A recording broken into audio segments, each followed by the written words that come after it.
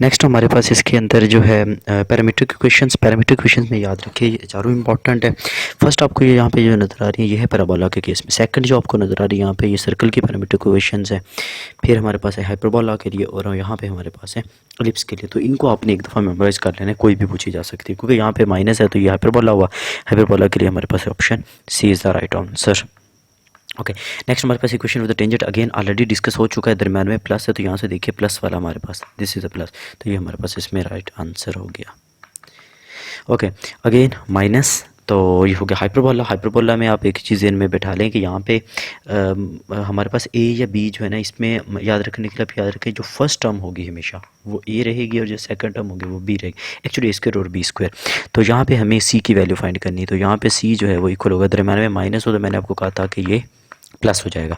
तो ए स्क्वायर की वैल्यू अगर मैं यहाँ पे देखूँ तो 16 है, बी स्क्वायर की वैल्यू देखें तो यहाँ पे 25 है, ऐड कीजिए तो 41 स्क्वायर वो ख़त्म करेंगे, एक्चुअली यहाँ पे स्क्वायर था तो ये 41 का square root, D is the right answer, D is the right answer. Okay, next हमारे पास ellipse and hyperbola are called the central conics. Central conics क्यों कहते हैं, बेसिकली एक सिंपल सी पॉइंट देख लें आप, अगर इन दोनों शेप्स को और से देखें तो इनका हमारे पास सेंटर ऑफ सिमेट्री है। अगर हम यहाँ पे मैं ड्रॉ करूँ, ओके लेट्स अगर ये एलिप्स की बात करूँ तो सेंटर से मैं इस साइड पे जाके देख लूँ, इस साइड पे जाके देख लूँ, आपको दोनों को एक ही तरह की शेप्स नज़र आती है, तो इस तरह की शेप्स को आप सिमेट्री बोलते हो बेसिकली। तो सेंटर से ये सिमेट्री है। हाइपरबोला के केस में अगर आप देख लीजिए एक ही तरह से, जैसे सेंटर से इधर है वैसे ही सेंटर से उधर है, तो इसलिए जो है ना पैराबोला जो है उसमें कोई इस चीज़ की सेंस नहीं बनती।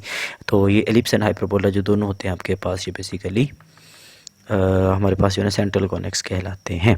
अच्छा, इसके बाद आ जाए हमारे पास in ellipse length of the major axis, length of the major axis this is equal to 2 है। 4 है, आपको पता था कि ये हमारे पास लेंथ है लेटेस्ट रेक्टम की, लेकिन पैराबोला के केस में, और 2b स्क्वायर ओवर ए ये हमारे पास लेटेस्ट रेक्टम था for ellipse and the hyperbola, तो उसने मेजर एक्सेस पूछा तो this is 2a।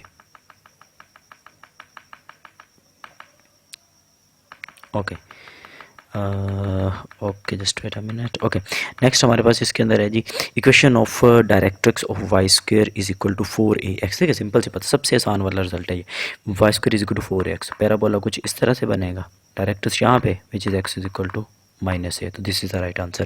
Next equation of the tangent of Y square is equal to 4x। देखिए y square is equal to 4x already हमारे पास parabola के लिए पूछ रहा है, तो देखिए सिंपल सी बात है, अगर आ जाए प्लस तो मैंने आपको बताया कि ये है एलिप्स के लिए, ये है पैराबोला के हाइपरबोला के लिए माइनस आ गया, और ये जो y1 is equal to 2ax plus x1, this is the right answer for equation of the parabola. तो यहाँ पे उसने पैराबोला पूछा तो this is the right answer.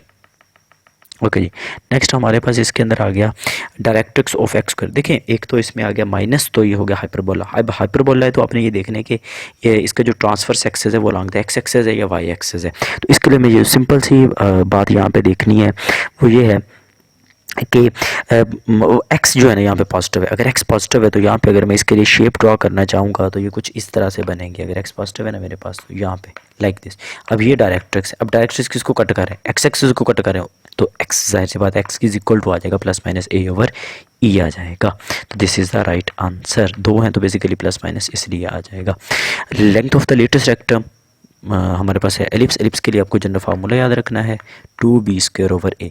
फिर इसमें हाइपरबोला से थोड़ा सा डिफरेंट है, इसमें जो भी ग्रेटर होगा वो हमेशा आपका ए रहेगा और जो दूसरा है वो बी है, एक्चुअली ए स्क्वायर और बी स्क्वायर। तो यहाँ पे मैं वैल्यू पुट करूँगा 2 इंटू बी स्क्वायर है मेरे पास 4, नीचे मुझे ए चाहिए स्क्वायर है 9, तो स्क्वायर रूट लूँगा तो 3, 4 2 times 8/3, this is the right answer. Okay जी, नेक्स्ट चलते हैं। एक्सेंट्रिसिटी अगेन बार बार आएगा, बड़ी इंपॉर्टेंट है, अच्छे से देखिएगा। पैराबोलिक के लिए आपको पता है इसकी वैल्यू 1 होती है। Centre of the circle, general standard form दी हुई है किसी भी सर्कल की, तो इसका सेंटर निकालने का बहुत आसान सा मेथड है। आपने यहाँ से देखने जो भी टर्म्स उसके साइन चेंज कर दो, -1 है तो +1 बना दीजिए, +3 है तो -3, तो 1 - 3 इज़ द आंसर।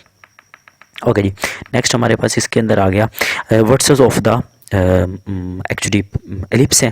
तो एलिप्स आपको जस्ट ये देखनी कि लॉन्ग एक्स एक्सिस बन रही है तो वाई एक्सिस। एलिप्स के केस में आपको हमेशा याद रखना है ये must always greater than B, तो इसका मतलब है, और जो ग्रेटर टर्म ऑफ एक्स के नीचे है तो इसके अगर जो शेप बनेगी वो इस तरह से बनेगी लॉन्ग द एक्स एक्सिस। अब ये पॉइंट एंड ये पॉइंट, ये दोनों वर्टेक्स हैं, तो इसकी जो कोऑर्डिनेट्स बनेंगे वो a0, यहाँ पे अगर मैं बनाऊंगा तो -a0, इकट्ठे करेंगे तो +-a0। तो आपको ये थोड़ा सा ध्यान रखना है कि अगर x एक्सिस के ऊपर है तो x वैल्यू देगा, y वहाँ पे 0 रहेगा। Okay, focus of the parabola x square is equal to 4ay। X square is equal to 4ay।